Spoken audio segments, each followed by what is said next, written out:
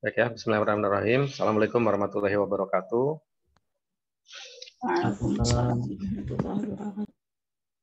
Baik ya, kita lanjutkan perkuliahan kita untuk pekan ini. Ya, saya akan menyampaikan materi tentang etika profesi. Ya.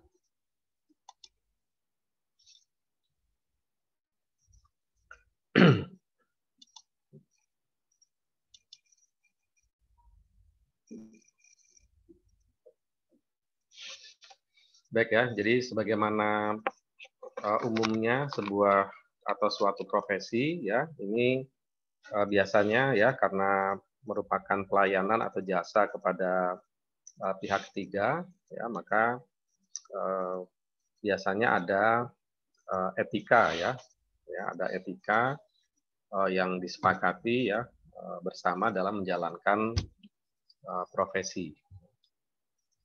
Demikian pula dengan profesi auditor ya atau akuntan publik ya. Ini juga ada etika profesi yang disepakati oleh para anggota profesi ya, dan biasanya juga dibuat oleh lembaga tempat para pelaku profesi ini bernaung ya. Oke, jadi ini adalah etika. Nah, etika ini yang dimaksud dengan etika ya, ini adalah seperangkat prinsip moral ya atau nilai yang berlaku umum di masyarakat. Ya, jadi ini kalau secara umum ya etika ini adalah prinsip moral gitu ya atau nilai yang berlaku di masyarakat. Gitu ya, jadi barangkali di setiap bentuk masyarakat ya itu bisa jadi ada etika yang berbeda gitu ya. Nah, tetapi tidak mesti etika itu harus sama dari semua lapisan masyarakat ya. Barangkali ada etika misalnya berdasarkan daerah gitu ya, etika berdasarkan lingkup pekerjaan gitu ya, atau etika berdasarkan budaya gitu ya. Nah, ini intinya adalah etika itu adalah hal-hal yang disepakati dalam komunitas atau masyarakat tertentu. Itu adalah etika. Ya, prinsip moral itu artinya atau nilai ya. Di sini kan prinsip moral atau nilai, ya ini artinya adalah perilaku ya. Gitu ya. Jadi ini adalah semacam perilaku, misalnya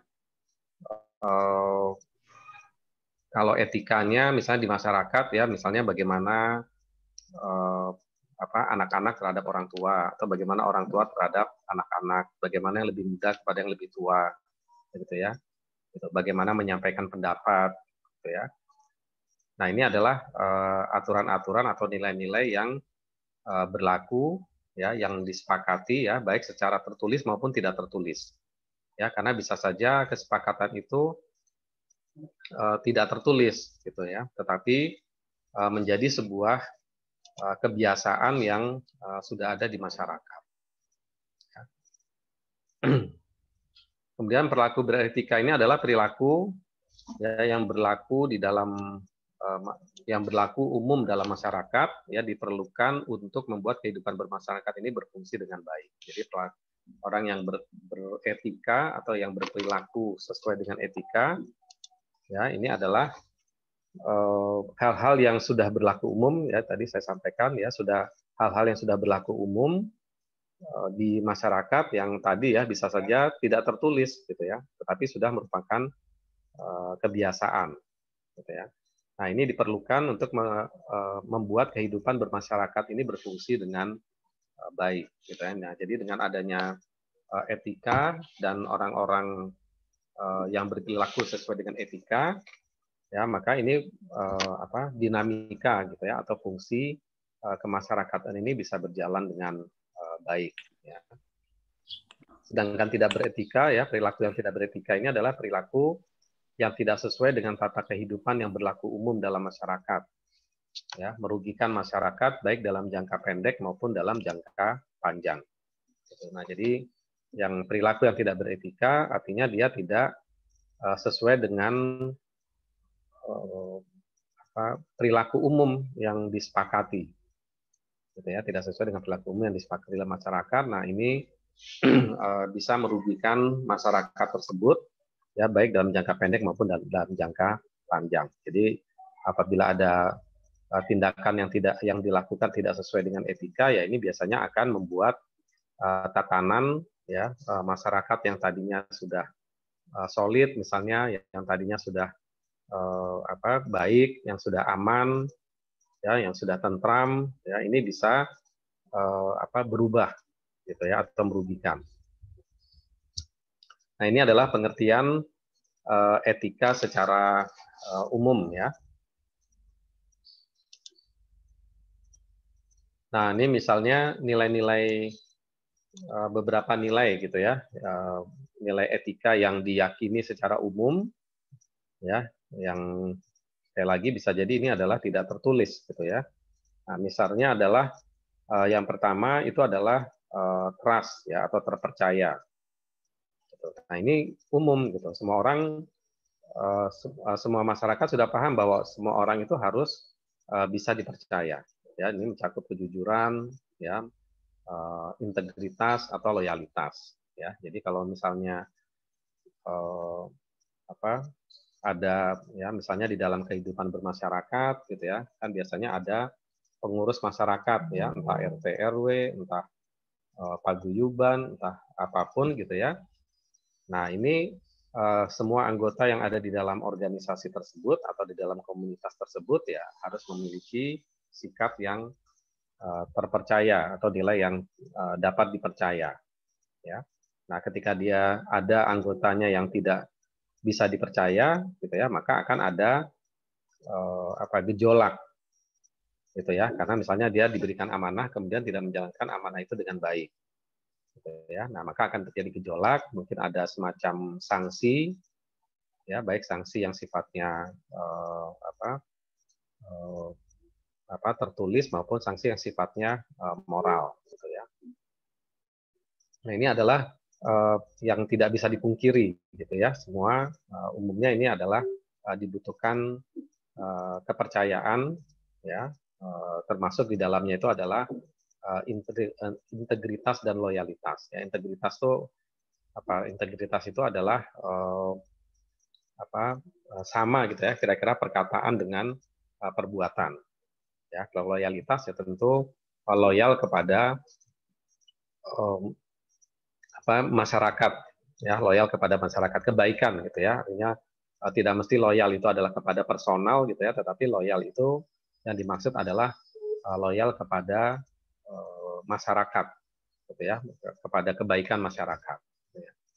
Kemudian nilai etika lain, ya, adalah santun atau hormat atau respect, gitu ya, kalau dalam bahasa Inggrisnya. Nah, santun atau hormat, ya, ini mencakup adalah adab, ya, sopan santun, ya, toleransi, kemudian adanya hormat, gitu ya, atau ihtiram, gitu ya, kepada pihak yang lain. Nah, ini juga adalah merupakan etika yang umum, gitu ya, yang umum, ya. Kalau ada misalnya, oh, ini orang nggak sopan nih sama orang yang lebih tua, misalnya gitu, bicaranya keras, membentak dan sebagainya, gitu ya. Nah, ini orang sudah akan otomatis menjudge, gitu ya, bahwa itu adalah perbuatan yang tidak santun, ya, tidak hormat. Ya, jadi artinya ini sudah etika ini sudah ada, gitu ya, di dalam aktivitas kehidupan masyarakat secara umum, ya. Ya, kemudian yang selanjutnya adalah responsible, ya, atau bertanggung jawab, ya, yaitu mencakup usaha melakukan yang terbaik, ya, mengendalikan diri, memberikan contoh yang baik, serta melakukan, ya, perbaikan secara berkelanjutan. Ya, ini pemahaman tentang responsible atau bertanggung jawab. Nah, jadi apabila ada tugas di tengah-tengah masyarakat, atau tidak mesti ada tugas, ya, ini kegiatan saja di dalam masyarakat, nah, dia melakukannya dengan baik, tanggung jawab, ya. Misalnya kalau kita di masyarakat itu kan menjaga misalnya kebersihan gitu ya, kebersihan di lingkungan kita sendiri gitu ya. Nah, ini juga sudah termasuk etika bertanggung jawab gitu ya. Menjaga kebersihan misalnya, ini adalah khususnya di tempat kita sendiri gitu ya. Nah, ini bisa dikatakan sebagai bertanggung jawab ya, dalam pengertian yang untuk dirinya sendiri gitu ya. Nah, tetapi dirinya sendiri ini kan berdampak kepada lingkungan atau masyarakat ya. Ya, nah jadi ini memberikan kemudian ini ya, ada semacam improvement ya, perbaikan yang secara berkelanjutan ya. Ini masuk dalam kategori bertanggung jawab. Kemudian yang selanjutnya adalah fairness atau bersikap adil ya. Jadi ini proporsional, terbuka ya. Proporsional itu berarti bisa menempatkan gitu ya, apabila ada konflik misalnya di masyarakat atau di lingkungan ya, kita bisa proporsional gitu ya, bukan misalnya memihak berdasarkan emosional gitu ya, tetapi kita harus bertindak secara objektif dan proporsional. Jadi sesuai dengan masalahnya aja gitu ya, yang dilakukan. Ya, jadi berperilaku juga secara tepat gitu. Nah, ini adalah jadi tidak condong gitu ya, tidak condong ke salah satu pihak ya, kalau misalnya itu ada konflik gitu ya, atau tidak berkelompok ya yang merugikan gitu ya, berkelompok yang sifatnya nanti adanya sikap permusuhan gitu ya. Nah, jadi kondisi masyarakatnya adalah setara gitu ya. Kemudian yang selanjutnya adalah caring ya, atau perhatian ya, mencakup ketulusan atau perhatian terhadap kesejahteraan pihak lain ya, serta berperilaku baik gitu ya. Jadi saling peduli gitu ya. Jadi kalau yang lain mengalami masalah, maka masyarakatnya akan ikut, lingkungannya akan ikut membantu. Ya, kemudian citizenship atau bermasyarakat ya, artinya mengikuti aturan yang sudah disepakati ya di tengah-tengah kita kehidupan bermasyarakatnya. Misalnya ada di lingkungan RT ya, kita mengikuti aturan-aturan yang ditetapkan oleh pengurus RT ya, di lingkungan RW atau di lingkungan lain, atau di organisasi-organisasi tertentu gitu ya. Jadi ini adalah nilai-nilai etika secara umum yang pada hakikatnya ini berlaku kepada semua jenis komunitas ya, semua jenis masyarakat atau semua jenis komunitas. Ini mestinya nilai-nilai yang ada di sini ini adalah berlaku ya. Oke ya, nah jadi kebutuhan etika di dalam profesi gitu ya. Nah, ketika kita masuk kepada sebuah profesi ya, maka kebutuhan etika ini adalah agar ada ketertiban ya, khususnya di masyarakat profesi ya. Kebutuhan akan etika dalam masyarakat profesi ya, misalnya ini cukup penting, sehingga banyak nilai etika yang berlaku umum dimasukkan ke dalam peraturan gitu ya. Nah, jadi etika hal-hal tertentu ini nanti bisa dimasukkan ke dalam peraturan ya. Apalagi ini profesi ya, profesi ini kan berkaitan dengan kebutuhan ekonomi gitu ya. Nah, maka ini perlu adanya sebuah etika yang diberlakukan sebagai sebuah peraturan gitu ya. Jadi kalau misalnya terpercaya gitu kan ya, jujur, ini mungkin terpercaya, jujur, bertanggung jawab, fairness ya, bermasyarakat gitu ya. Nah, ini kan masih nilai-nilai yang sifatnya normatif gitu ya. Maka kemudian mungkin di dalam sebuah organisasi profesi ya, ini diperlukan nilai-nilai ini dituangkan dalam bentuk peraturan gitu ya, sehingga menjadi jelas gitu ya, ketika ada suatu anggota masyarakat profesi ini yang melanggar etika gitu ya, dan jelas nanti adalah tindakannya dari organisasi.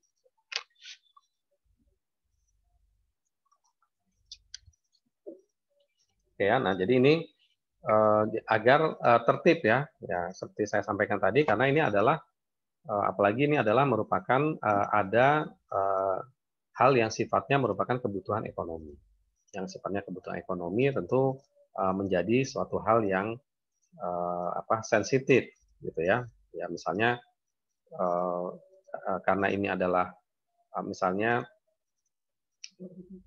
klien gitu kan ya. Nah, ini klien saya diambil oleh teman profesi yang lain misalnya gitu ya. Nah, ini tentu perlu diatur ya bagaimana etika di dalam praktek di dalam profesi.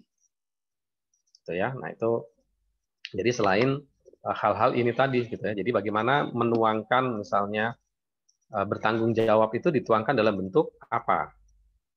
Gitu ya, misalnya santun atau hormat itu dituangkan dalam bentuk peraturan apa? Gitu ya. Jadi misalnya ada misalnya nanti kita juga bisa lihat ya misalnya ada peraturan yang harus berkomunikasi ya misalnya auditor itu ya perlu berkomunikasi dengan auditor sebelumnya gitu ya. Nah, ini kan merupakan salah satu penuangan gitu ya atau implementasi dari misalnya hormat atau respect gitu ya atau bertanggung jawab misalnya gitu ya. Nah, ini mungkin adalah salah satu bentuk implementasinya gitu ya. Sehingga perlu disepakati atau dituangkan dalam bentuk peraturan yang tertulis. Oke ya, jadi ini jadi sehingga bisa menjaga ketertiban atau kenyamanan di dalam menjalankan profesi. Ya, misalnya boleh beriklan atau beriklan seperti apa misalnya begitu ya. Nah, itu juga bisa menjadi bagian dari etika.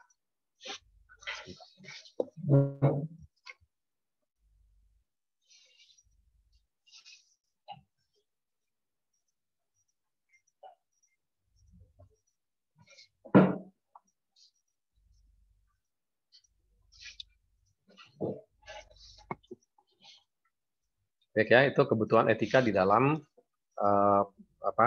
profesi gitu ya, sehingga orang-orang yang berada di dalam profesi yang sama ini gitu ya bisa menjalankan profesinya secara baik gitu ya, dan manfaat di masyarakat ini akan optimal gitu ya. Jadi kalau misalnya gitu ya, tentu kan karena tadi saya sampaikan karena ini berkaitan dengan kebutuhan ekonomi, tentu pasti ada persaingan gitu ya. Nah, bagaimana persaingan ini tidak merugikan masyarakat ya sebagai pengguna profesi. Gitu ya. Jadi persaingan misalnya dengan atau persyaratan nanti gitu ya, persyaratan profesi gitu ya. Nah, kemudian apalagi ya bagaimana berkomunikasi dengan sesama profesi dan sebagainya gitu ya. Sehingga nanti profesi ini secara kualitas ya bisa dijaga ya, kemudian masyarakat bisa menilai dengan fair gitu ya. Silakan dia memilih profesi gitu ya atau memilih kebutuhannya dia itu silakan pilih dengan dengan orang-orang yang di profesi yang ada gitu ya. Jadi terserah mau diaudit oleh siapa gitu ya. Mau diaudit oleh si A, oleh si B gitu ya. Ini bisa diterima gitu ya ketika si masyarakat ya misalnya yang membutuhkan audit ini. Oh, saya maunya sih oleh B sama A saya nggak mau gitu ya. Silakan, itu adalah misalnya hak dari masyarakat gitu ya. Nah, ini adalah etika di dalam profesi ya. Kemudian ada suatu alasan gitu ya kenapa orang itu tidak berperilaku etis gitu ya. Nah, ini seseorang memiliki standar etika yang berbeda dari masyarakat secara keseluruhan. Nah, ini ketika berbeda cara pandang tentang standar etika gitu ya. Nah, ini bisa menjadi seolah-olah gitu ya atau bisa dinilai dia tidak berperilaku etis. Ya, karena itu memang etika ini memang harus diatur. Gitu ya. Jadi seperti misalnya tadi yang saya sampaikan masalah klien gitu ya. klien kalau sudah dia menggunakan menggunakan seorang profesi, misalnya seorang auditor A, ya sudah biarkan saja gitu ya. Gitu. Jadi misalnya tidak dibenarkan misalnya di dalam etika tersebut untuk membujuk-bujuk gitu ya, misalnya gitu, mempengaruhi supaya pindah ke dia gitu ya. Nah, ini mungkin orang yang membujuk misalnya merasa, loh ini kan saya tidak memaksa misalnya gitu ya. Nah, gitu ya. Saya kan tidak memaksa, itu kan terserah dia gitu. Nah, ini adalah standar etika. Artinya dia yang berbeda dari dari orang yang lain gitu ya, atau yang sebenarnya sudah ditentukan oleh organisasi profesi.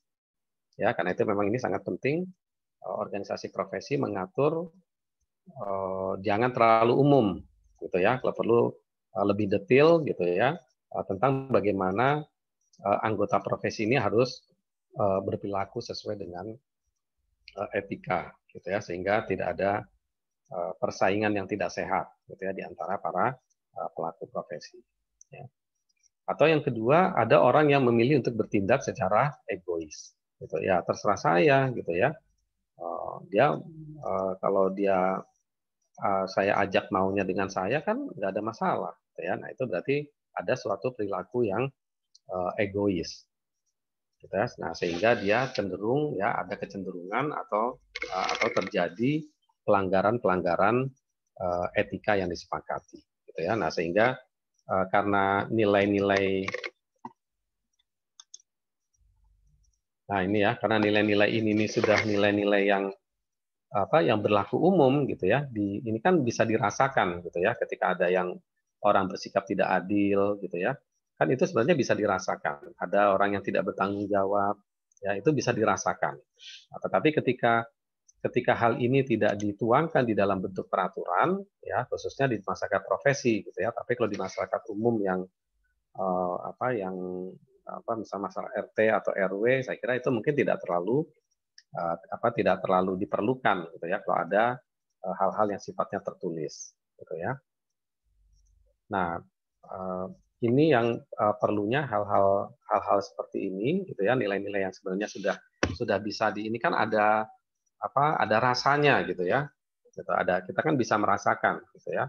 Yang terpercaya, kalau ada yang perhatian, orang ini bermasyarakat atau tidak gitu ya. Misalnya dia lebih suka menyendiri, tidak mau berbagi gitu ya, tidak mau patuh dengan atau tidak mau mengikuti peraturan-peraturan yang ada gitu ya misalnya. Nah, ini bisa kita merasakan. Nah, sekali lagi di dalam sebuah profesi ini ya ini harus dituangkan di dalam bentuk etika yang disepakati bersama. Gitu ya. Ya, kemudian yang selanjutnya adalah bahwa anggota profesi ini dituntut untuk menjalankan profesi secara profesional, gitu ya. Nah, jadi karena ini adalah profesi itu kan berarti ada keahlian, gitu ya. Nah, jadi yang berbicara di sini adalah keahlian, gitu ya, bukan misalnya karena kedekatan, gitu ya, karena bujukan, gitu ya, atau misalnya karena bahkan mungkin harga gitu ya, biaya gitu ya, biaya mungkin juga harus ada kesepakatan. Ini standar pelayanan ini harus dengan biaya misalnya tertentu gitu ya, ketika ada yang memberlakukan gitu ya, misalnya biaya yang terlalu rendah sehingga tidak rasional gitu ya. Nah, maka ini perlu juga diatur di dalam sebuah profesi. Nah, jadi ini biarlah anggota profesi itu nanti bisa menjalankan keahliannya secara profesional ya, sehingga masyarakat tidak dirugikan ya, karena kalau sudah ada yang tidak dilaksanakan secara profesional ya, misalnya karena pertimbangan tadi ya, misalnya udah deh saya banting harga gitu ya, udah deh saya bujuk-bujuk padahal dia tidak memiliki keahlian yang relevan, yang spesifik atau pengalaman gitu ya, misalnya klien membutuhkan pengalaman, mungkin dia belum berpengalaman. Ya, nah ini jadi agar profesi ini bisa menjalankan secara profesional. Ya, jadi profesional ini maknanya adalah dia menjalankan tugas gitu ya dan bertanggung jawab lebih dari yang dilakukan kebanyakan orang ya atau lebih dari tuntutan hukum dan peraturan gitu ya. Jadi maksudnya profesional ini adalah menjalankan pekerjaannya gitu ya.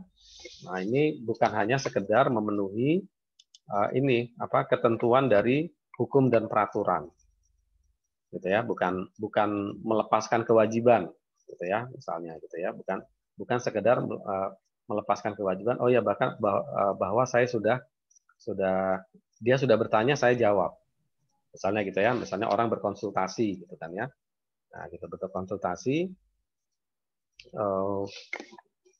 kemudian ya udah yang penting dia bertanya, saya sudah jawab gitu ya. Kok jawabannya seperti itu ya, dia nggak menanya lebih lanjut sih, misalnya seperti itu. Nah, ini berarti dia tidak menjalankan tugasnya secara profesional dan atau menjalankan tugas dengan dan tanggung jawab gitu ya. Nah, sehingga bisa dikatakan dia tidak profesional ya dalam menjalankan profesinya. Gitu ya. Jadi bukan hanya sekedar memenuhi gitu ya ketentuan gitu ya bahwa kesepakatannya dia berkonsultasi misalnya seminggu 1 jam gitu ya, sudah, yang penting 1 jamnya sudah dilaksanakan ya, dia tidak peduli dengan misalnya kualitas bagaimana jawabannya gitu kan ya. Nah, dia memperlambat-lambat jawaban misalnya gitu ya, atau menahan-nahan jawaban yang seharusnya diberikan gitu ya, yang diberikan harusnya dia sampaikan gitu ya, tetapi kemudian ditahan-tahan atau disembunyikan gitu ya. Karena apa? Karena misalnya dia ingin ini konsultasinya harusnya 2 jam nih gitu kan ya, jangan 1 jam gitu ya misalnya. Ya, nah ini jadi profesional ini lebih ya melaksanakan tugas dan tanggung jawab ini lebih dari yang dilakukan kebanyakan orang ya. Maksudnya ya dia mempunyai keahlian gitu ya, tentu harus ada nilai yang berbeda ya ketika dia melaksanakan tugasnya yang dampaknya terhadap si klien atau masyarakat. Nah, kemudian yang selanjutnya adalah kenapa perlu adanya etika ya, karena akuntan publik atau sebagaimana profesi pada umumnya ya, klien konsultan gitu ya. Nah, itu adalah dibayar oleh mereka yang membutuhkan gitu ya. Ditugaskan dan dibayar oleh perusahaan yang menerbitkan laporan keuangan gitu ya. Nah, jadi ayo ini saya butuh laporan keuangannya, ada laporan audit. Anda tolong diaudit ya gitu ya. Nah, ini kan perusahaan ini kan seolah-olah memiliki bargaining power yang lebih tinggi daripada akuntan, daripada si auditornya gitu ya. Ayo pokoknya ikutin sesuai kemauan saya, kalau enggak nanti enggak saya bayar misalnya gitu ya. Nah, ini kan ada kenapa? Karena pembayaran itu memang berasal dari orang yang menugaskan atau pihak yang menugaskan gitu ya. Nah, tentu ini ada ya semacam barrier kan gitu kan ya, ada semacam hambatan gitu ya. Nah, karena itulah diperlukan adanya etika gitu ya, bahwa organisasi ini secara profesi itu sudah punya aturan-aturan kesepakatan gitu ya, sehingga dia tidak bisa misalnya yang ini nggak mau diatur kemudian cari yang lain gitu ya, auditor yang lain gitu kan ya. Ya harusnya nggak bisa juga. Kenapa? Karena mereka sudah punya etika yang disepakati bersama. Gitu ya. Nah, ketika dia tidak melaksanakan etika itu, ya terjadilah hal-hal yang seperti tadi. Ini nggak mau diatur, yang ini aja deh, gitu ya. Nah, sehingga nanti kualitas dari audit ini menjadi absurd, ya, menjadi diragukan. Ya, kemudian ya, profesionalisme ini diperlukan di dalam membangun kepercayaan publik ya terhadap kualitas jasa dan profesi. Nah, ini tadi yang saya sampaikan juga gitu ya. Jadi dengan profesional ini maka yang dituangkan ya di dalam bentuk etika yang harus disepakati ya, ini akan akan menghasilkan kualitas ya, kualitas dari jasa profesinya. gitu ya. Nah, jadi dia akan ya mendorong timbulnya kualitas. Itu karena itu tadi ya, misalnya saya nggak mau yang ini karena nggak mau diatur, akhirnya pindah ke tempat lain mau diatur. Itu kan berarti akan mengganggu masalah yang berkaitan dengan kualitas, gitu ya. Nah ini jadi dengan adanya etika ini, gitu ya, maka akan ada kepercayaan dari publik, gitu ya. Kalau misalnya ada yang ini bisa diatur, ini tidak bisa diatur. Nah, tentu kan nanti para pengguna laporan keuangan atau pembaca laporan audit ya atau pembaca laporan keuangan ini akan menimbulkan pertanyaan, akan bisa meragukan ini oleh auditornya pas yang benar apa enggak ya, misalnya gitu ya. Nah, ini tentu menjadi menjadi pertanyaan ya apabila tidak ada etika yang disepakati atau dijalankan oleh auditor.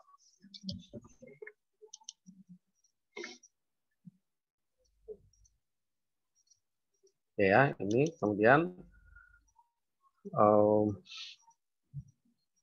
ya akuntan publik ini didorong untuk berlaku lebih etis. Ya, ini ada aturan tentang kode etik ya, aturan tentang conduct of CPA firm personnel ya. Jadi ya aturan pedoman gitu ya, conduct itu pedoman ya terhadap anggota dari perusahaan akuntan publik atau mereka profesi dari akuntan publik gitu ya. Jadi misalnya ada GAAS and interpretation gitu ya. Jadi harus mengikuti dari standar audit ini ya, general audit ya. Jadi harus mengikuti standar-standar audit dan berbagai macam interpretasinya. Gitu ya, interpretasi standar audit, interpretasi apa gitu ya. Nah, itu artinya ada standar yang harus diikuti. Gitu ya. Nah, kemudian juga adanya CPA examination gitu ya. Jadi harus seorang personel ini harus melalui terlebih dahulu pelatihan gitu ya, atau ujian gitu ya, harus melalui ujian gitu ya, memang dia layak untuk menjalankan profesi sebagai auditor gitu ya. Kemudian continuing education requirement. Jadi ada persyaratan ya untuk selalu belajar ya, pendidikan berkelanjutan ya, berlanjut atau berkelanjutan gitu ya. Jadi mengupdate keahliannya, mengupdate ilmu tentang audit atau ilmu-ilmu yang lain yang berkaitan dengan pelaksanaan tugasnya. Gitu.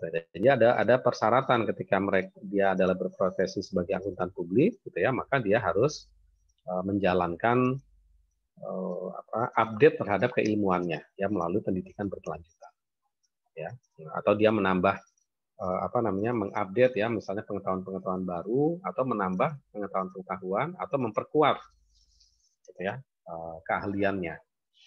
Ya. Kemudian ada quality control misalnya gitu ya. Nah, quality control ini berarti ada pengendalian terhadap kualitas. Nah, ini dilakukan oleh siapa?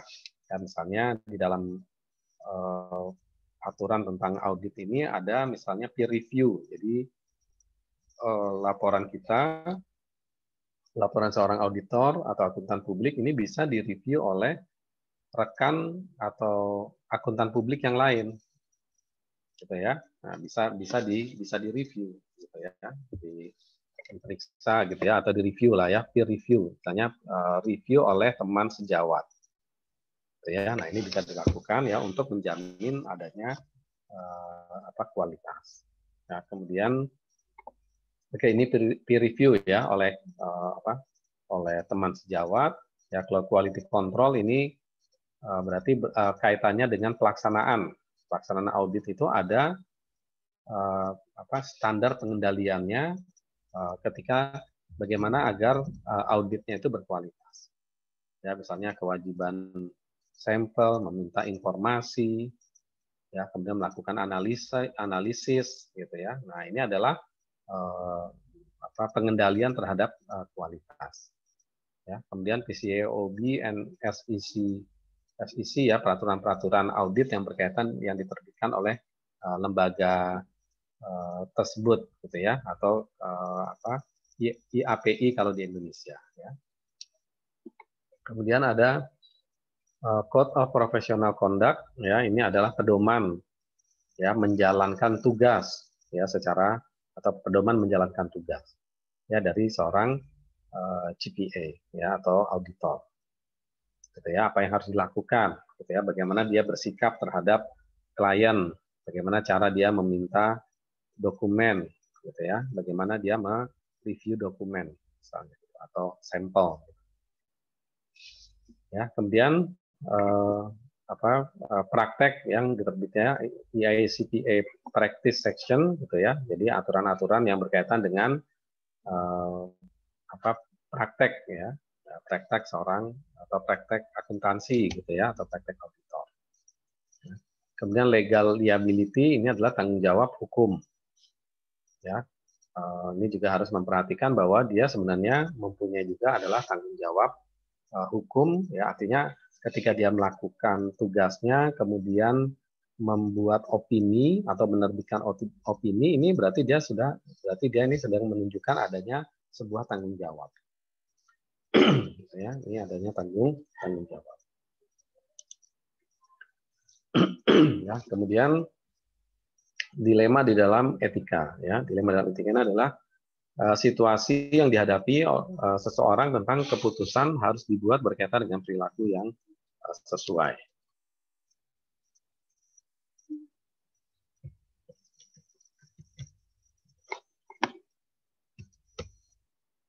Ya. Nah, ya jadi dilema ini adalah karena banyak hal yang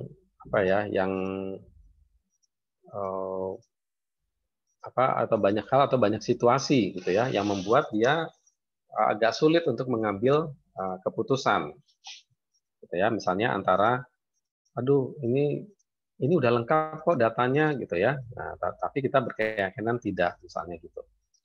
Nah, ini bagaimana kita mensikapi gitu ya, karena tidak semua program misalnya yang dibuat oleh auditor itu bisa diterapkan gitu. Nah, ketika tidak diterapkan ini bagaimana tindakan yang harus dilakukan oleh auditor. Ya, jadi dia akan menghadapi situasi ini gitu ya, misalnya dia membutuhkan data tetapi mungkin tidak disupport secara penuh. Ya, bagaimana dia harus perilaku, atau keterbatasan waktu dari stafnya klien. Tuh. Nah, ini ya. Nah, ini auditor akan banyak mengalami dilema tadi ya, jadi dilema etika di dalam pekerjaannya. Misalnya tidak boleh menerima sesuatu gitu kan dari klien.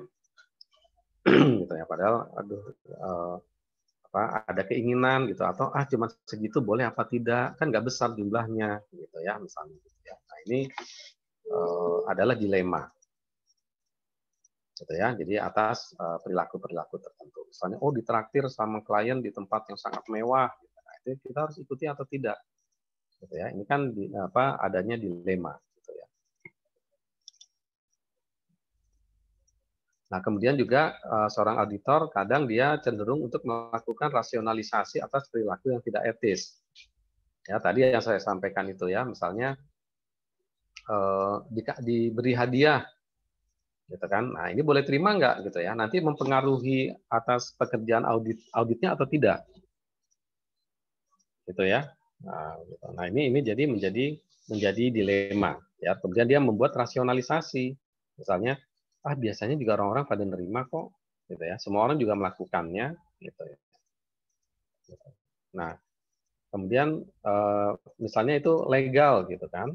Nah, legal tadi kan kalau cuma ditraktir makan kan nggak ada larangan untuk menerima makan. Padahal ternyata dia ditraktir di tempat makan yang sangat mewah misalnya. Nah, itu kan mungkin tidak etis gitu ya. Jadi agak misalnya sulit dituangkan di dalam bentuk peraturan, karena di peraturan etika itu tidak disebutkan gitu ya, misalnya kalaupun boleh menerima makanan dari klien atau dari auditi, maka tidak boleh harganya lebih dari sekian, kan tidak ada, itunya kan tidak tertulis gitu kan ya. Nah, jadi itu akan dinilai apa namanya, ada apa ya, ada wilayah yang sifatnya abu-abu gitu kan ya. Ya maksud kita namanya tamu datang, maksud nggak disuguhi minum, maksud nggak disuguhi makan, nah itu kan adalah sesuatu yang biasa dan wajar gitu ya. Nah yang tidak wajar itu adalah ketika jumlahnya, kemudian tempatnya gitu ya, pelayanannya gitu. Nah ini juga hal yang sesuatu kemudian yang batasnya antara legal itu legal dengan tidak legal itu sangat tipis ya, atau antara legal dan tidak etis itu adalah sangat sangat tipis. Ya, kemudian kemungkinan terdeteksi dan konsekuensi ya. Jadi kalau kecil mah nggak apa-apalah gitu ya, nggak ketahuan juga gitu misalnya gitu ya. Nah itu adalah membuat rasionalisasi gitu ya, membuat rasionalisasi gitu ya, sehingga pelaksanaan auditnya ini menjadi subjektif gitu ya, tidak objektif sesuai dengan data-data yang tersedia di auditi atau di klien ya. Oke ya, jadi ini auditor ya, ini bisa melakukan rasionalisasi gitu ya, seolah-olah perilaku tidak etisnya ini dia ingin rubah menjadi perilaku yang etis, padahal tidak etis gitu ya. Nah, gitu ya, dia ingin membuat ini sendiri ya, retorika sendiri ya, retorika pribadi gitu. Nggak apa-apa, yang lain juga seperti ini kok, sama gitu ya, misalnya gitu. Enggak lah kalau begini nggak ketahuan gitu ya, dan sebagainya gitu. Nah ini adalah rasionalisasi yang mengganggu etika di dalam profesi. Nah, bagaimana kita menghapuskan dilema gitu ya, supaya dilema ini tidak menjadi hambatan kita gitu ya. Nah, maka yang pertama ini ya kita menemukan fakta yang relevan. Ya, menemukan fakta yang relevan. Intinya kita menjaga independensi antara kita menjaga independensi dari terhadap klien gitu ya. Nah, jadi harus ada fakta yang relevan. Ini sebenarnya ada pelanggaran etika atau tidak gitu. Ya, ada pelanggaran etika atau tidak gitu. Jadi harus kita bisa mendefinisikan gitu.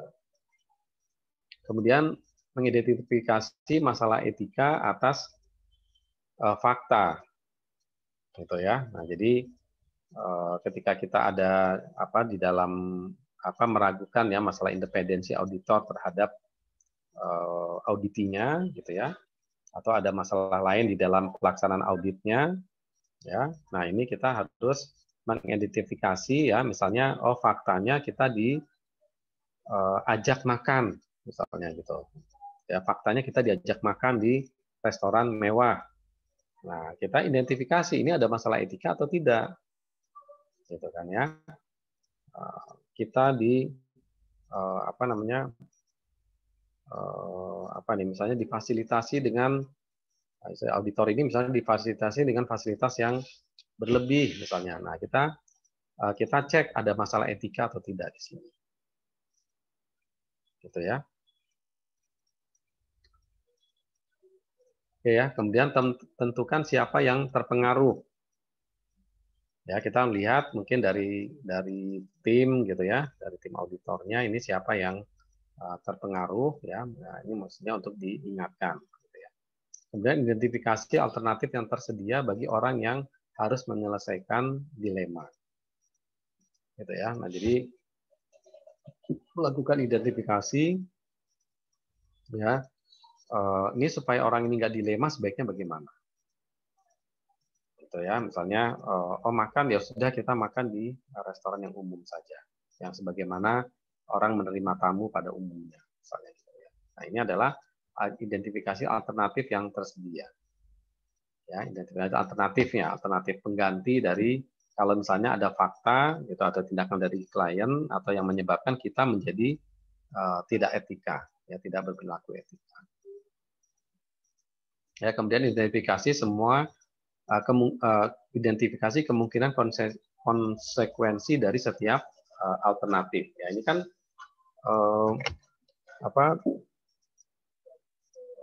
hasil dari apakah ini memiliki etika atau tidak, ini kan ada konsekuensinya. Ya, nah, ada konsekuensinya. Ya, misalnya kalau kita ikutin nanti khawatir ada temuan-temuan yang kita tidak berani ungkapkan, gitu. Ya, atau menjadi absurd dari penilaian kita secara profesional. Ya, kemudian ya putuskan tindakan yang tepat. Ya.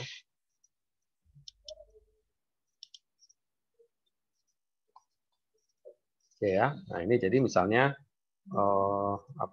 fakta gitu ya, temukan fakta ini contohnya ya, seorang staf telah diberitahu bahwa dia akan bekerja selama berjam-jam tanpa mencatatnya sebagai jam kerja. Gitu ya. Jadi misalnya ada seorang staf auditor, ya intinya ini lembur nggak dihitung gitu ya, maksudnya gitu ya. Kira-kira seperti itu. Ya, atau kalau memang ada kesepakatannya gitu ya. Nah, jadi ini tentu tidak melanggar etika.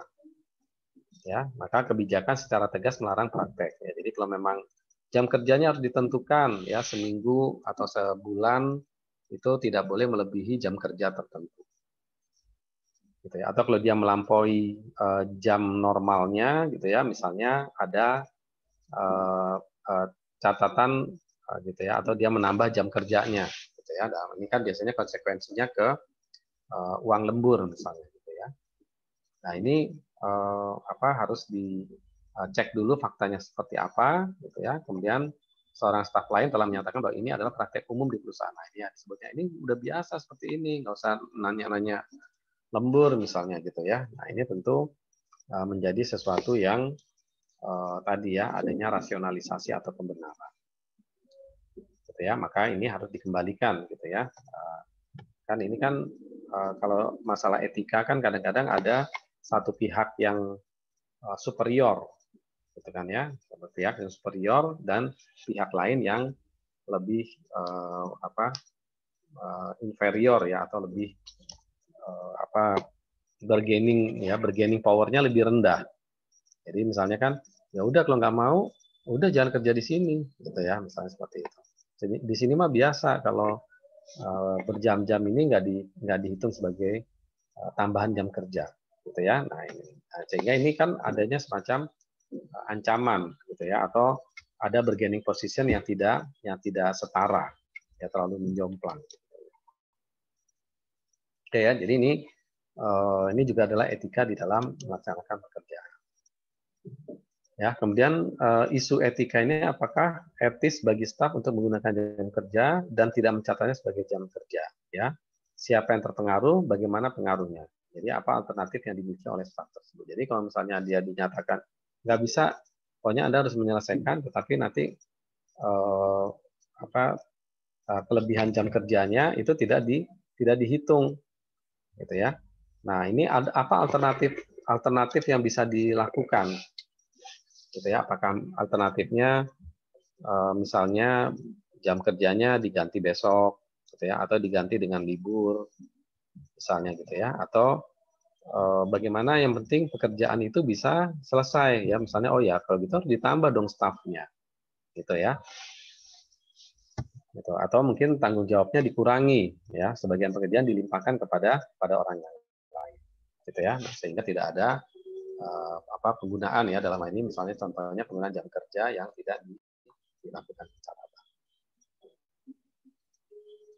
Oke ya, ini kemudian prinsip-prinsip etika di dalam profesi ini adalah integritas. Ya, ini menurut Ikatan Akuntan Publik Indonesia ya, ada prinsip integritas, ini menjalin hubungan profesional, ya setiap praktisi harus bersikap tegas dan jujur. Ya, ini integritas, ya, yang masuk integritas. Jadi ini prinsip-prinsipnya. Kemudian objektif, ya, tidak boleh membiarkan subjektivitas atau adanya konflik of interest, ya, benturan kepentingan atau pengaruh yang tidak layak dari pihak-pihak lain yang mempengaruhi pertimbangan profesional. Ya, jadi harus objektif, ya, sesuai dengan kondisi real dari pihak yang diaudit. Ya, jadi tidak ada kepentingan. Aduh, ini masih kenalan nih. Aduh, ini masih kakak kelas dulu. Jadi nggak enak. Gitu ya. Itu berarti sudah masuk kepada subjektivitas. Ya, sudah masuk kepada kepentingan-kepentingan. Ya. Jadi tidak ada yang boleh mempengaruhi pertimbangan profesional. Kemudian prinsip kompetensi serta sikap kecermatan dan kehati-hatian profesional. Profesional competence and due care. Ya, jadi prinsip kompeten, ya, sesuai kompeten, ya, setiap praktisi wajib memelihara pengetahuan dan keahlian profesional. Ya, nah itu tadi, ya, dipelihara itu dengan adanya pelatihan-pelatihan yang secara berkala atau minimal yang harus diikuti. Ya. Nah, ini sehingga masyarakat atau klien ini bisa menerima jasa profesional sesuai dengan keahliannya. Ya. Ya, jadi sesuai dengan mendapatkan hasil sesuai dengan keahliannya. Ya, setiap praktisi harus bertindak secara profesional dan sesuai standar profesi dan kode etik. Gitu ya. Jadi si profesional ini harus, ya, sesuai dengan standar profesi, ya, sesuai dengan kode etiknya. Ya, kemudian kerahasiaan, ya, semua informasi yang diperoleh dari klien ini adalah rahasia, ya, dalam hubungan bisnisnya, ya, tidak boleh diungkapkan kepada pihak ketiga. Kita tahu nih, ternyata dia punya bisnis ini yang menguntungkan, akhirnya kemudian dibocorkan informasinya kepada pihak ketiga. Ya, itu jelas tidak melanggar prinsip etika di dalam profesi. Gitu ya. Jadi itu hanya informasi-informasi yang ada hanya untuk kepentingan pekerjaan, ya, pekerjaan audit ini. Ya. Jadi tidak boleh tanpa persetujuan pihak ketiga. Ya, kecuali kalau ada kewajiban sesuai dengan peraturan, gitu ya, peraturan perundang-undangan, ya. Ya, prinsip perilaku profesional setiap praktisi wajib mematuhi hukum dan peraturan yang berlaku dan harus menghindari semua tindakan yang dapat mendiskreditkan profesi. Ya, jadi jangan malu-maluin profesi, kira-kira begitu, ya. Jadi ikut aturan, kemudian profesional. Ya. Ya, ini jadi Code of Conduct, Code of Professional Conduct, ya. Kalau ini menurut EACPA, ya, prinsip, gitu ya, ideal standar of ethical conduct state in philosophical terms, gitu ya. Jadi ini prinsipnya prinsip, ya, nama prinsip itu baru dasar, gitu ya. Nah, dasar ini kan tidak bisa dituntut, gitu ya. Misalnya Anda harus jujur, gitu kan, ya. Anda harus bertanggung jawab. Nah, ini kan aturan-aturannya itu kan baru prinsip. Prinsipnya adalah bertanggung jawab. Nah, nanti bagaimana bentuk pertanggungjawaban itu dituangkan di dalam rule of conduct, gitu ya. Nanti bilang, saya bertanggung jawab kok, gitu kan, ya. Nah, nanti ditentukan di rule of conduct apa yang dimaksud dengan tanggung jawab. Nah, ini enforceable, jadi bisa dituntut, misalnya bukan bisa dituntut, ya, artinya bisa ditelusuri dia bertanggung jawab atau tidak. Misalnya, dia tidak menyelesaikan kertas kerja, dia tidak menandatangani kertas kerja, dia tidak melakukan perhitungan, gitu ya. Nah, ini berarti dia sudah melanggar etika di dalam tanggung jawab. Ya, ketahuan langsung, ya. Jadi bisa ditunjuk. Ya, kesalahannya ada di mana? Itu bisa ditunjuk. Gitu ya. Nah, itu rule of conduct. Ya, kemudian interpretasi rule of conduct, gitu ya. Nah, ini interpretasi ini mungkin penjelasan dari prinsip, ya, karena, ya, interpretasi rule of conduct, ya, divisi by the EACPA Division of Professional Ethics, ya, they are not enforceable, ya, dia tidak dieksekusi karena kan sifatnya normatif, ya, gitu ya, normatif. Misalnya Anda harus berperilaku baik, gitu ya. Nah, ini kan agak sulit gitu ya. Misalnya berperilaku tidak baiknya itu seperti apa? Perilaku baiknya itu seperti apa? Gitu ya. Kalau misalnya disebutkan bahwa yang dimaksud perilaku baik itu adalah kalau Anda memanggil rekan harus dengan panggilan Pak, misalnya gitu. Nah, ketika dia tidak manggil dengan Pak, itu berarti dia sudah melanggar rule of conduct, gitu ya. Nah, itu bedanya gitu ya, prinsip gitu ya dengan peraturan, gitu ya. Ya, tidak bisa di enforce ya, tidak bisa dituntut untuk dilakukan gitu ya. Tetapi praktisi ini ya harus ini ya bisa memahami ya gitu ya, sebenarnya gitu ya, bisa mengetahui, bisa merasakan gitu ya, bisa merasakan. Ya, kemudian peraturan-peraturan etika ya dipublikasikan penjelasan-penjelasan atau Q&A gitu ya. Ada pertanyaan-pertanyaan, ada jawaban-jawaban atas pertanyaan-pertanyaan yang umum dilakukan gitu ya. Tidak bisa dieksekusi ya, not enforceable ya, karena sifatnya adalah normatif ya, penjelasan-penjelasan sifatnya normatif. Tetapi itu bisa dirasakan ya apabila ada yang tidak keluar dari etika yang dimaksud. Ya, jadi meliputi ini tadi ya, penjelasan ini adalah meliputi prinsip, standar ideal ya dari etika profesional yang dinyatakan dan terminologi filosofis ya, normatif gitu ya. Misalnya tadi ya saya sampaikan prinsipnya kita semua harus berbuat baik, kita semua harus mempunyai niat baik gitu ya. Nah, kita harus respect, menghormati. Nah, ini kan baru prinsip gitu ya. Nah, kemudian ketika masuk ke rule, ini aturannya spesifik. Ya, tadi ya sudah saya contohkan. Kemudian interpretasi aturan, interpretasi atas anjuran etika divisi ya dari IICPA, implementasi dari etika berisi publikasi tentang penjelasan dan jawaban atas pertanyaan mengenai aturan etika. Gitu. Boleh nggak sih kita bertanya ini? Boleh nggak kita bertanya apa gitu ya? Ini adalah implementasi dari etika tadi. Kemudian prinsip etika menurut IICPA itu adalah tanggung jawab ya, atau responsibilities, menghormati kepentingan publik, ya, public interest, kemudian adanya integritas, objektif dan independen, ya, nah, ini objektif dan independen, kemudian mempraktekkan kehati-hatian profesional, ya, do care, ya, ini kehati-hatian profesional itu artinya kita melaksanakan profesi ini ya harus harus ketika kita mengambil keputusan atau penilaian itu berdasarkan fakta, gitu ya, bukan berdasarkan karena kayaknya sih orang ini nggak bohong deh, saya percaya deh omongannya. Nah, itu berarti dia tidak hati-hati secara profesional, gitu ya. Jadi artinya dia merasa nggak perlu lagi mendapatkan tambahan-tambahan dokumen, gitu ya. Nah, ini tentu tidak menjalankan do care. Ya. Kemudian mempertimbangkan luas dan sifat jasa.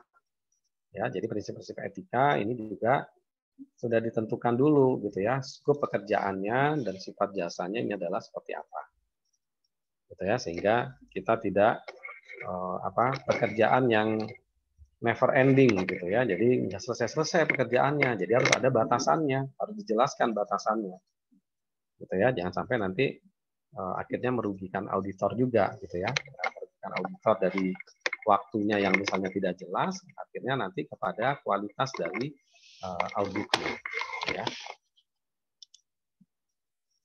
Ya, kemudian kalau menurut internasional standar auditing ya, ini code of ethic, ini ada integritas, ada objektivitas, profesional, kompetensi profesional dan kehati-hatian ya, kompetensi dan kehati-hatian profesional ya, kerahasiaan ya, konfidensial, kemudian perilaku profesional. Ya, jadi ini ya kira-kira hampir sama ya, bisa mencakup.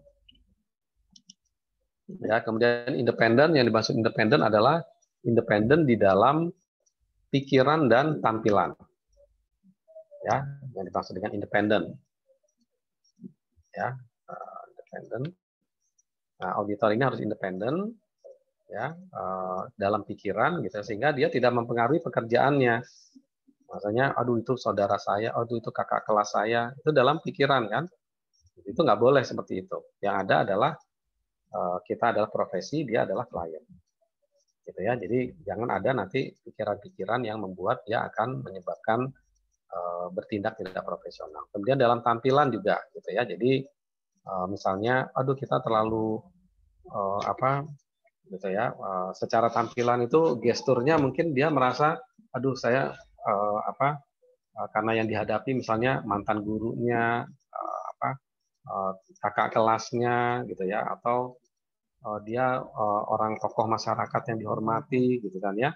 Nah, tentu harus tampilannya harus wajar, gitu ya, tidak misalnya apa menunduk-nunduk terlalu, gitu ya, seolah kita berada kita inferior, gitu ya. Appearance itu kan tampilannya inferior ya, merasa kita berada di bawahnya dia, padahal dalam pekerjaan auditor ini itu adalah setara antara auditor sama klien. Ya, jadi itu harus setara, gitu ya, harus sama. Gitu ya, oke. Nah, itu jadi secara tampilan jangan sampai menunjukkan bahwa kita auditor itu berada posisinya di bawah pengaruh dari si klien, ya. Ya, independen. Oke ya, ini diatur juga di dalam Sarbanes-Oxley Act ya, peraturan. Ya, kemudian juga di dalam oleh PCAOB ya, itu mengeluarkan tambahan bahwa independen itu berkaitan juga dengan masalah perpajakan misalnya, gitu ya. Oke ya, jadi ini apa organisasi yang menerbitkan rule of conduct ya. Kemudian independensi auditor, gitu ya, ketika dia melakukan audit, ya, itu ada ini ya, ada aturan ya bahwa ketika seorang auditor misalnya melaksanakan audit kepada PTA, gitu ya, maka dia ada hal-hal yang tidak boleh dilakukan jasa dia terhadap PTA, gitu ya. Misalnya dia juga melakukan pembukuan dan jasa akuntansi. Gitu. Jadi kita nih misalnya sebagai auditor melakukan jasa pembukuan dan akuntansi di perusahaan A, ya kemudian kita juga melakukan audit. Nah ini yang tidak diperbolehkan, gitu ya. Kita boleh apa? Jadi kalau kemarin kan apa auditor itu punya jasa atestasi dan non atestasi, jasa pengujian dan non pengujian. Nah ini yang jasa non pengujian ya, misalnya accounting service atau bookkeeping. Oke ya. Nah itu kemudian kita juga melakukan audit. Jadi atas pembukuan yang kita lakukan, itu jelas tidak boleh. Oke ya. Kemudian melakukan implementasi atau desain dan implementasi dari sistem informasi keuangannya. Ya, sistem informasi manajemen. Gitu ya. Jadi kita yang membuat gitu ya, kemudian kita melakukan audit. Ya, ini tentu ada konflik of interest gitu ya. Pasti akan dibilang bagus gitu ya. Ya ada hambatan kalau dibilang misalnya oh ternyata hasil auditnya apa tidak wajar atau wajar dengan pengecualian, nah, tentu nanti akan mempengaruhi jasa-jasa dia yang telah dilakukan terhadap klien, gitu ya. Ini jadi loh kok udahlah dikasih pekerjaan implementasi sistem atau jasa accounting, gitu kok pas di audit masih juga tidak jelas gitu ya, misalnya seperti itu, masih juga tidak wajar atau wajar dengan pengecualian. Ya, kemudian melakukan jasa appraisal atau penilaian ya terhadap misalnya aset-aset dari klien ya. Kemudian melakukan jasa aktuarial, melakukan jasa internal audit. Gitu ya. Nah, ini tidak boleh ya. Ya, artinya kalau kita melakukan internal audit atau jasa-jasa ini ya auditornya serahkan kepada orang lain, jangan kita yang melakukan audit ya. Kemudian melakukan fungsi sumber daya manajemen sumber daya manusia ya ini ya. Kemudian menjadi broker, dealer atas atau penasehat gitu ya, atau menjadi apa namanya ya ini ya artinya menjadi perantara gitu ya di dalam salah satu pekerjaan investasi. Kemudian menjadi melakukan jasa legal dan expert yang tidak berkaitan dengan audit. Kemudian dan jasa-jasa lain ya kira-kira yang ditentukan ya, yang ini dikhawatirkan auditornya menjadi tidak independen ya. Kemudian adanya audit komite ya, sejumlah anggota dari dari komisaris ya yang membantu auditor independen gitu ya. Nah, jadi komisaris ini kan pihak pihak yang mewakili pemegang saham. Ya, maka auditor ini adalah diperintahkan oleh pemegang saham. Ya, meskipun dalam praktek teknisnya adalah dia kontraknya dengan direkturnya misalnya gitu ya. Nah, pemegang saham ini kan konflik agensi konflik antara pemegang saham dengan dengan manajemen. Gitu ya. Nah, maka di sisi komisaris yang mewakili pemegang saham inilah auditornya bisa independen. Oke ya, kemudian jadi ini paling tidak ada berapa? 3 atau 5 independent director ya. Jadi sekarang juga ada kewajiban gitu ya, ada direktur yang independen ya. Jadi yang tidak ada hubungan yang tidak ada hubungan dengan perusahaan. Ya, misalnya dia nggak punya saham di situ. Gitu ya. Dia tidak ada hubungan saudara, tidak ada hubungan kepemilikan atau grup. Gitu ya. Nah, itu harus ada direktur yang independen atau board ya, komisi komisaris ya, ada komisaris yang independen. Kemudian semua anggota audit komite ya ini harus independen ya, nggak boleh ada.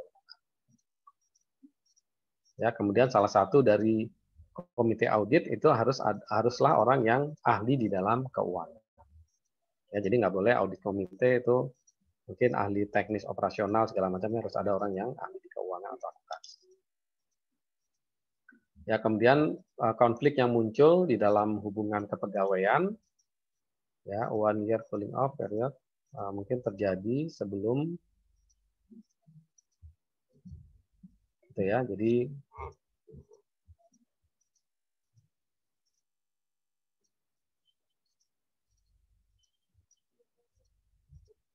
gitu ya. Jadi sebelum melaksanakan ya, sebelum anggota ini dari melaksanakan audit ya. Nah, ini juga maksudnya gini, tidak ada posisi yang yang terjadi konflik of interest gitu ya. Gitu ya. Nah, jadi jangan sampai nanti ada posisi kunci ya di dalam manajemen gitu ya. Jadi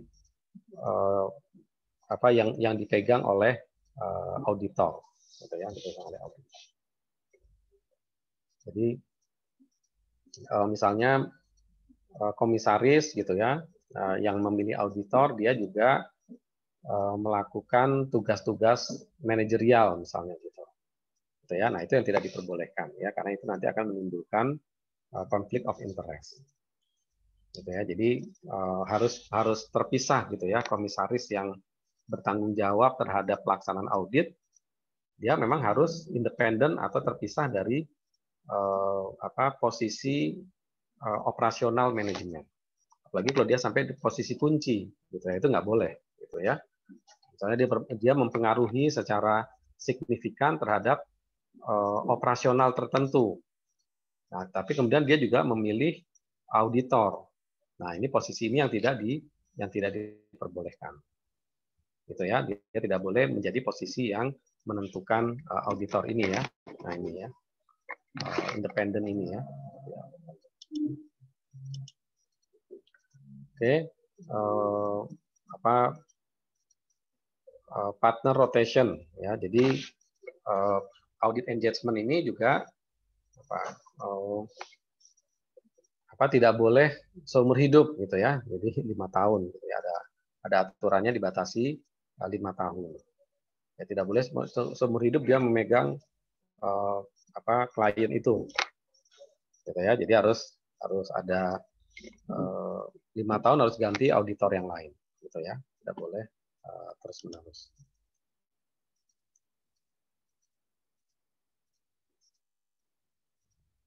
Ya, kemudian ini otoritas bursa efek ya di Amerika itu juga melarang kepemilikan, gitu. Jadi di audit klien, ya. Jadi kalau misalnya ada orang yang mempengaruhi pelaksanaan audit, apakah dia partner atau komisaris yang menentukan, kemudian dia memiliki kepemilikan di perusahaan yang diaudit, itu nggak boleh, gitu ya. Jadi itu dibatasi karena itu akan menyebabkan terjadinya ketidakindependenan. Ya, jadi untuk menghindarkan terjadinya ketidakindependenan.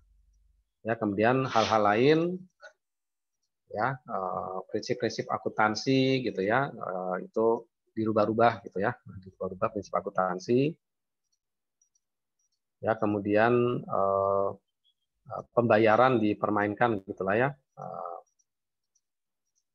oleh manajemen misalnya gitu ya. Jadi pelaksanaannya misalnya ditunda atau apa gitu ya, padahal pekerjaan sudah selesai gitu ya. Ini juga tidak diperbolehkan, atau misalnya saya minta dibayar dulu misalnya gitu ya. Nah, mendorong ya atau mendesak agar saya dibayar dulu selesai semuanya, kalau enggak nanti saya nggak mau ngaudit. Gitu. Nah, ini juga isu-isu lain yang menghindarkan independensi. Kemudian ya ini pertanyaan ya, apakah auditor dapat benar-benar independen ketika pembayaran itu tergantung kepada manajemen perusahaan, gitu ya. Nah ini makanya ini di sini munculnya isu etika atau etika di dalam profesi. Ya, kemudian ya ini kode etik ya dari pedoman profesi. Ya misalnya ya bagian A ya membangun lima fundamental dari prinsip, kemudian mengevaluasi dan menghilangkan ancaman-ancaman atau hal yang negatif.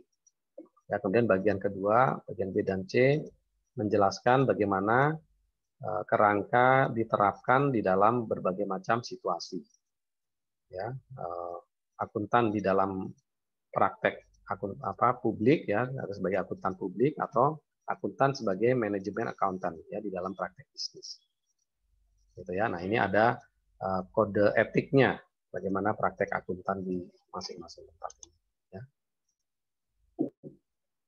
Ini berdasarkan ICPA ada independent, integrity dan objectivity, ya, general, kompeten, ya, profesional, planning dan supervision, sufficient relevant data, ya, datanya harus cukup, ya, kemudian kepatuhan dengan standar, prinsip akuntansi, kemudian kerahasiaan, ya, menjaga kerahasiaan, ya, ini aturan kode etiknya, ya.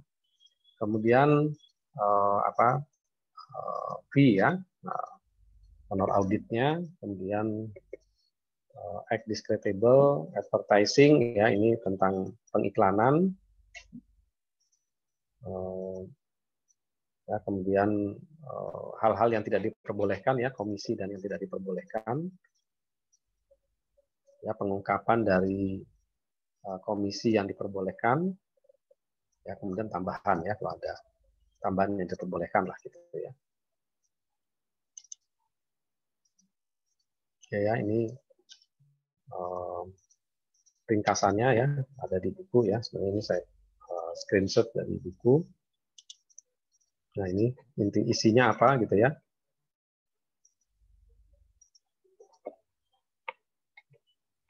Yang berkaitan dengan apa nih, independen, apa yang harus dilakukan gitu ya.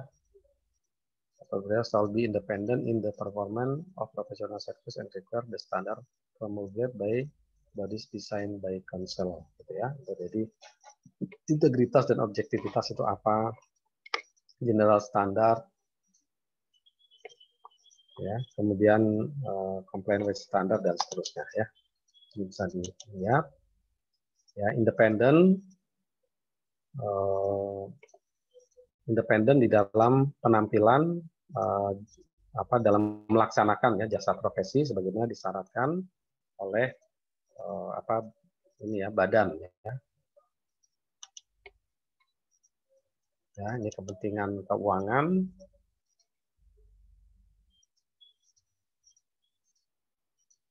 Ya, kepentingan keuangan, isu-isu ya yang berkaitan dengan ini adalah ya ini bisa formal practitioner, normal lending dan seterusnya ya, ini bisa pelajari hal-hal yang detail ya. Jadi ini kan sudah ke rule ya, sudah ke rule sehingga kalau ada hal yang berkaitan dengan masalah prosedur pemberian uang gitu kan ya, atau kepentingan keuangan gitu, dan hal-hal lain ya, ini bisa jelas ya mana yang melanggar aturan atau tidak.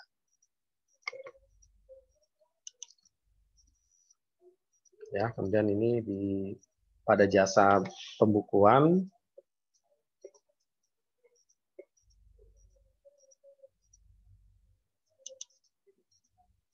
ya. Nah, ini meskipun kode etiknya itu memperbolehkan untuk melaksanakan bookkeeping dan auditing ya, tetapi tentu tidak boleh bersamaan gitu ya. Gitu ya. Ya, jadi klien ini harus menerima tanggung jawab di dalam pernyataan keuangan gitu ya. Nah, kalau misalnya ternyata laporan keuangan yang membuat alat jasanya dari auditor ya tentu ini menjadi tidak ada konflik of interest lah gitu ya.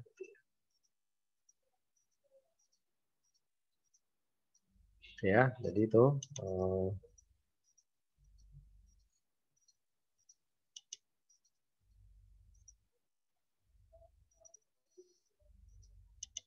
oke ya. Jadi ini yang berkaitan dengan etika di dalam profesi ya. Sampai di sini mungkin ada pertanyaan?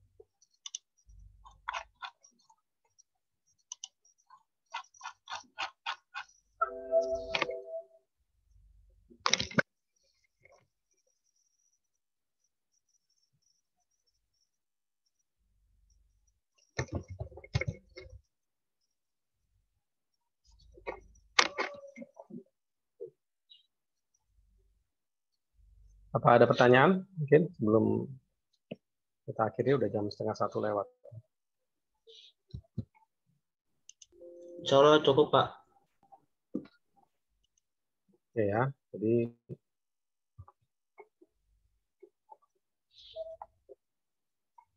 sebentar ya.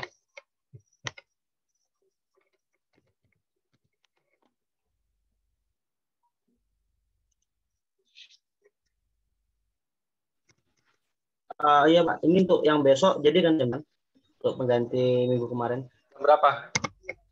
Jam 8.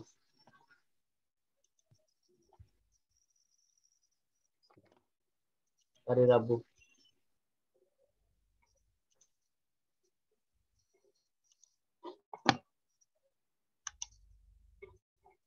Oke ya, jadi gimana besok? Saya matiin dulu. Iya, pengganti yang minggu lalu.